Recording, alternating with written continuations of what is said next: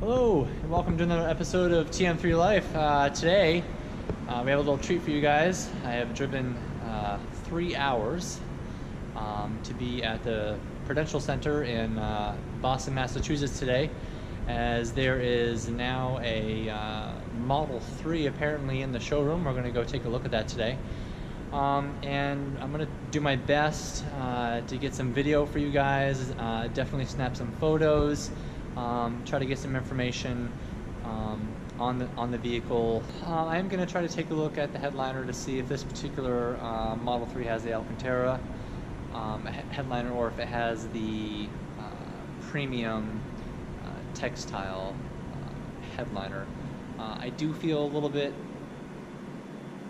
slighted, I guess, by Tesla on this particular move, as they did offer the Alcantara, which is a brand name for synthetic suede. They offered that for, actually, in all of their marketing materials when the Model 3 was first released. They also produced the first 2,000 to 3,000 Model 3s with the Alcantara headliner.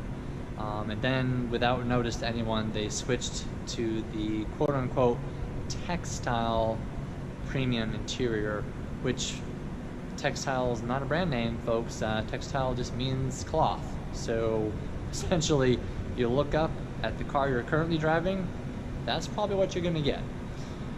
So we'll see if this one has it or doesn't, and we'll see if it's any better than any other cloth headliner. But it really is going to depend on how much time we have with the Model 3 today. I don't know how much time they're limiting each person to visit the Model 3 and sit inside of it. I'm not really sure what I'm going to be able to do. I know that they don't want me recording in there.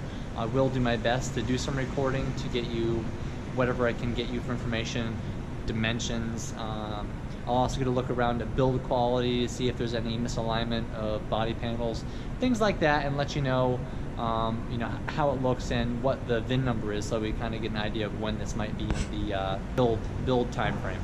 All right, so we'll see you in there. See you soon.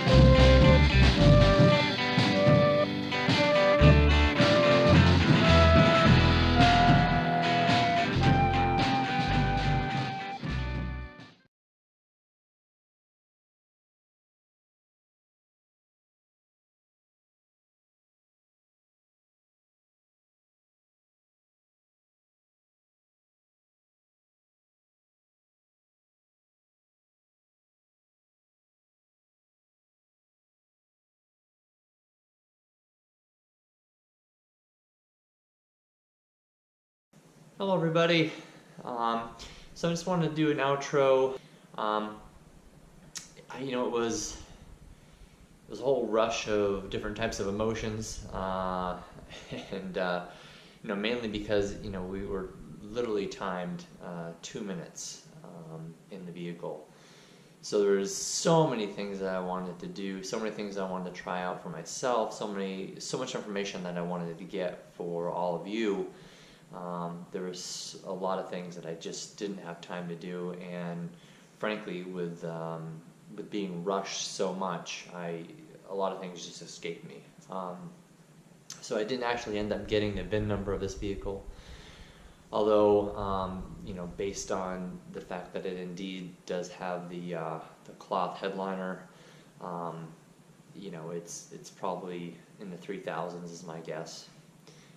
And my assumption would be that any Model 3 that's going into a showroom is probably going to have that cloth headliner, based on the fact that at this point they're really going to try to want everyone to forget that they produced a good nearly 3,000 Model 3s with the Alcantara. The other thing that I found interesting was on the configuration wall, where you can choose the color of your vehicle, and where you can choose you know, the color of the leather or textile that you wanted to put in there. They still have hanging on those configuration boards the Alcantara. The white and the black Alcantara are still there. So, but yet they tell us they're not offering that in their Model X or their Model S or Model 3. And they don't believe it's going to be an option. So why is it still there? I don't know. I did notice though, however, that in this particular Model 3, although it did have the cloth headliner, the sunshades as well were also cloth. So they matched the headliner. They weren't mismatched like we've seen in some of the earlier iterations of that switch over from Alcantara to the textile. I did notice that in the inserts in the doors are still Alcantara. So that still holds true. What I did find odd was, you know, this particular vehicle was, of course, you know, the only way you can order it's all black interior, all black, you know, synthetic leather interior, and it has the black Alcantara in the door panels. However, the headliner is still a light cream color, and I feel like you should at least have the option of getting that in black, especially if you got a black interior. Just, I don't know. I think it looks okay for sure. There's nothing wrong with it. It just be nice to have black as an option, because that particular cream color, you know, if you've got technicians or whatever doing anything on your car, or if you've got kids you know, reaching out and touching stuff, I could see that getting pretty dirty. And the way that this particular cloth has little, it almost looks like quilted northern, if you will, all the little dots inside of it. I could see where grit and grime could get in there pretty easily. And, you know, I've never really spent a lot of time cleaning headliners, so I really don't know how easy or hard that is to get off. But I just want to give that information to you. Overall, it was a great experience. It was wonderful seeing it in person. You know, I'm gonna say the same cliche thing that everyone else says, and that is that, you know, in person it's amazing. The front end to me does resemble a Porsche Panamera. From the side, you know, it's Model S all the way, just a little bit smaller.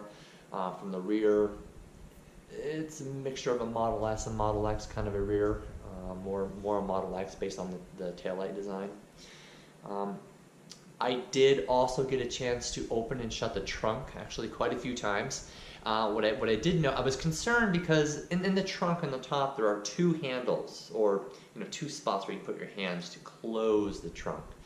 But the struts that hold the trunk up are very strong. So there's a catching point somewhere in the middle.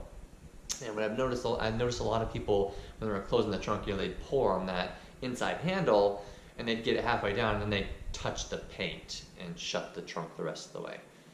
And I'm like, geez, I don't want to keep putting fingerprints on the car every time I got to open and close the trunk. So when I got there and I got a chance to test out the trunk, I was able to once, and I think it's just going to take practice, grab the handle with enough force to actually close the trunk in one fell swoop without touching the paint. And it closed nice. It didn't slam, it closed really nice. And that was another thing I noticed. The trunk was, everything closed substantial. Like it didn't feel chintzy, there was no rattling. When it closed, it felt solid, it felt well built. I did test the rear and the front doors, sitting in them, gently shutting them to see if they shut well. Again, the windows were down, so that will play into it, but they shut really easy. They opened really easy. It didn't feel awkward to open the door with the way that the handles are with the push and kind of pull method. It wasn't awkward. I think that'll be very easy for people to get used to. I did notice, you know, obviously there were some panel alignment issues, which, you know, I pointed out in the video here. those are things you're going to want to check out when you take delivery, and just mark them down and say, what, I'm going to want this fixed and that fixed, and all that. And but other than that, it was a really great experience. I really wish I had more time, but I was thankful that I was able to see one. Because here we are on the East Coast. It was thankful that I was even able to see one, touch it, sit in it, feel it. I even got in and adjusted the steering wheel. I put the seat where I would feel comfortable driving it, and then I got actually in the back seat, sat behind it there, felt perfectly fine. I felt like I had plenty of knee room. What I did notice was my foot room seemed a little bit limited, and the bottom of the backs of the seats are low to the floor. So it's not that you can just easily stick your feet underneath the front seat for a little extra leg room, or foot room I should say. So that felt a little bit tight. Other than that though, very comfortable, very spacious. Seems like they did a good job. And the Alcantara versus textile thing, it's going to be based on your opinions of what you want, what you're looking for. I still feel how they went about it was not the best way. But it is what it is. Nothing we can change. You want your Model 3, you're gonna get it with a cloth headliner. So, it is what it is. All right, folks. Well, I don't want to take up any more of your time, but I did want to just give you some brief information on what I was able to find out in the very limited amount of time that I had, which was that timed 2-minute time period. So a little bit crazy. I live in Vermont, and I literally drove 3 hours south down to Boston to sit in the car for 2 minutes. And of course I did a few other things while I was in Boston, but then again, I drove 3 hours back home. So 6 hours on the road for 2 minutes with the vehicle. A little ridiculous. I did that because I really wanted to see one, really wanted to sit in it. It was red, which is the color I plan on ordering. So I really wanted to see that in person. Even though I've seen the red on the Model S, I wanted to see what it looked like on the Model 3. Anyway, so I don't think there's anything else. If you guys have any questions, please, comment below. Let me know what you think. If there was any information that you wanted that I didn't share or didn't get that I might actually know and I'm just forgetting to mention here, jot it down there. I'll make sure I respond back to you as soon as I can. Yeah, feel free to subscribe to the channel for more information. There's going to be more coming. I'm going to be ordering some things here again in preparation for the Model 3 coming. And we'll do some more unboxing and things like that of what I feel is going to be important things to add as accessories to the vehicle. Also, please hit the like button. The more you smash that like button, the more the videos get shared around and people get to see the content. So please do that. And as always, thanks for joining us on another episode of TM3 Life.